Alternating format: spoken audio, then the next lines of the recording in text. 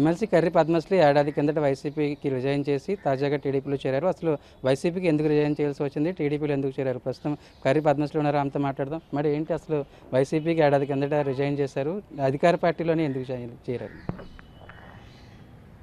YCP ప్రభుత్వంలో మనకి పదవంటూ ఇచ్చారే కానండి, ప్రజలకి సర్వీస్ చేసే అవకాశాన్ని ఇవ్వలేదు.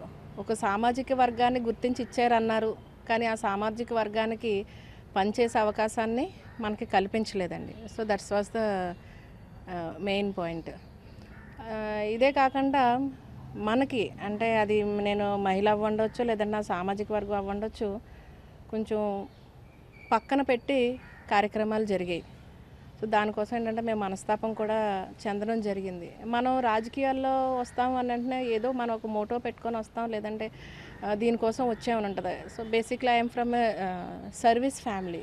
సర్వీస్ చేయడం నాకు చిన్నప్పటి నుంచి కూడా మా గ్రాండ్ పేరెంట్స్ అవనేయండి, మా హస్బెండ్ అవనేయండి. సో కమ్యూనిటీలో నెక్స్ట్ ఇంకా బలహీన వర్గాలు ఏవైతే ఉన్నాయో కూడా మా వంతు సహాయం, అది కొన్ని విషయాల్లో అది మాట సహాయం అవ్వచ్చు, కొన్ని విషయాల్లో ఎడ్యుకేషన్కి సంబంధించింది అవ్వచ్చు, కొన్ని విషయాల్లో ధన సహాయం అవ్వచ్చు, అంటే అవగాహన కార్యక్రమాలు అవ్వచ్చు. ఇలాంటివన్నీ కూడా ఏంటంటే దాదాపు 20 years పైనుంచే నేను సర్వీస్లో ఉన్నాను. So this was the main thing. నాకు అవకాశం దొరకలేదు వైసీపీ ప్రభుత్వంలో ఉన్నప్పుడు. చంద్రబాబు నాయుడు గారు మనకైనా ఒక విజనరీ లీడర్. మనం ఎప్పటి నుంచో మనం చూస్తూ వస్తున్నాం ఏంటంటే he's born for the service of the people అనమాట. సో ఆయన ఆలోచనలు నాకు చాలా నచ్చాయి. సో ఆయన ఏంటంటారు, రాజకీయంలో వస్తే పదవులు తీసుకోవడం కాదండి, టైటిల్స్ పొజిషన్స్ కాదు. రాజకీయంలో వస్తే we have to create opportunities. రాజకీయంలో వస్తే మనం ఛాలెంజెస్ని సక్సెస్గా చేయగలగాలి.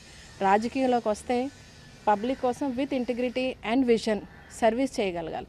సో ఇవన్నీ ఆలోచనలు ఉన్నప్పుడే మనం రాజకీయంలోకి రావాలి అని చెప్పేసి మన గౌరవ ముఖ్యమంత్రి చంద్రబాబు నాయుడు గారి ఆలోచన అదే. ఈయన ఒక మీటింగ్లో మాట్లాడడం కూడా జరిగింది. సో మీరు వైసీపీకి రిజైన్ చేసినప్పుడే ప్రలోభాలకు లొంగి అధికార పార్టీలోకి వెళ్ళడానికి పద్మశ్రీ ప్రయత్నం చేస్తున్నారు, జగన్ని మోసం చేశారు, టికెట్ ఇక్కడ ఎమ్మెల్సీగా అవకాశం ఇప్పించిన ద్వారంపూడిని మోసం చేశారు అని కూడా ఎక్కువగా వైసీపీ కౌంటర్ చేస్తున్న పరిస్థితి. దానికి ఏం చెప్తారు? అంటే సాధారణంగా మనం అందరూ కూడా అలాంటి వారు ఉండరు. Basically every one will have their own reasons. ప్రలోభాలకి లొంగిన వాళ్ళు వేరే వాళ్ళు అవుతారు తప్పించి మాలాంటి వాళ్ళని ఎవ్వరూ కూడా ప్రలోభాలు అంటే మమ్మల్ని ఏం చేయలేరు. అంటే ఈ విషయాలు ఏంటంటే ఏదో ఒకటి పక్కన అంటే రూలింగ్ పార్టీ, సో వాళ్ళకి బెండే అధికారంలో ఉన్న పార్టీలోకి వెళ్ళిపోతే మనకి ఇలా జరుగుతుంది అలా.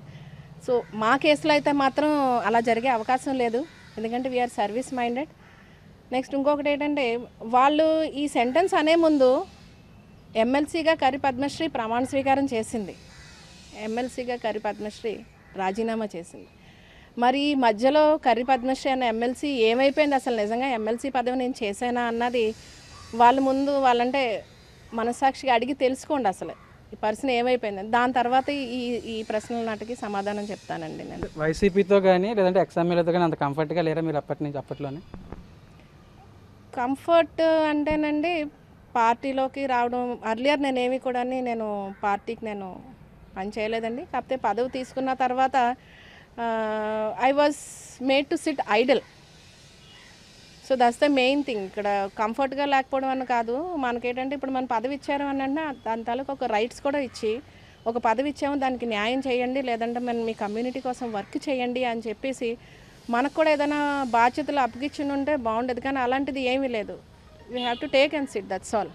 సో దట్స్ ద థింగ్, అదే జరిగిందండి. అంటే రిజైన్ చేశారు, ప్రస్తుతానికి మీ రాజీనామా అనేది 1 year తర్వాత 1 సంవత్సరం కంటే ఎక్కువగానే పెండింగ్లో ఉంది ప్రస్తుతం. కానీ దీనిపై ఎలా ఫైట్ చేయబోతున్నారు? ఇప్పుడు ఏం పార్టీ మారారు, పార్టీ ఫిరాయింపు కూడా వస్తుంది అంటారు, దీనిపై ఎలా ఫైట్ చేయబోతున్నారు? అండి ఒకటండి, I would like to say resign చేసిన తర్వాత కూడా ఎందుకు రిజైన్ చేశారు అన్నది కూడా పార్టీ నాయకుల్లో లేదండి. అంటే వాళ్ళు మన మీద అపనిందలు వేయడం, లేదంటే ప్రలోభాలకు గురయ్యారు అనడం, లేదంటే ఆపేయడం, ఇలాంటివి మేమైతే మాత్రం తప్పు అని అంటున్నాం. సో లెట్స్ సీ, అంటే వాళ్ళు తీసుకునే యాక్షన్ బట్టి మేము నెక్స్ట్ ఏ స్టెప్ తీసుకోవాలన్నది డిపెండ్ అయి ఉంటుందండి. ఇప్పుడు ఇంతకు ముందు ఒక ఎమ్మెల్యేతో పనిచేశారు కదా లాస్ట్ గవర్నమెంట్లో, ఇప్పుడు ఒక ఎమ్మెల్యేతోనూ మీరు ఇక్కడ మళ్ళీ ఎమ్మెల్సీగా ఉన్నారు. మరి ఎట్లా ఉండబోతుంది, సమన్వయం ఎట్లా చేసుకుంటారు? అప్పుడు కొన్ని ఇబ్బందులు పడ్డాను అంటున్నారు. అంటే let me tell you, MLA ఒక రెస్పాన్సిబిలిటీస్ వేరు, ఎమ్మెల్సీ ఒక రెస్పాన్సిబిలిటీస్ వేరు. సో బోత్ కూడా డిఫరెంట్ అండి. సో ఏంటంటే ఎమ్మెల్యే తను పని చేసుకుంటారు, ఎమ్మెల్సీగా నా బాధ్యతలు ఏంటో నేను చూసుకుంటానండి. Basically I'm a women. So నేను ఒక మహిళలకు కూడా ఒక ప్లాట్ఫామ్ తీసుకొద్దామని చెప్పి అనుకుంటున్నాను. ఎందుకంటే సమాజంలో సగం విమెన్ అంటారు. సో వాళ్ళు కార్యకర్తలుగానే మిగిలిపోతున్నారు. సో వాళ్ళని ఏంటంటే ఒక మంచి ప్లాట్ఫామ్ కలగజేసి, అంటే వాళ్ళు ఎంత కష్టపడి మనకి పార్టీని అది గెలిపిస్తుంటారు. సో వాళ్ళు కూడా ఒక ఇంపార్టెన్స్ ఇచ్చి వాళ్ళు కూడా న్యాయం చేయాలని అనుకుంటున్నాను నేను.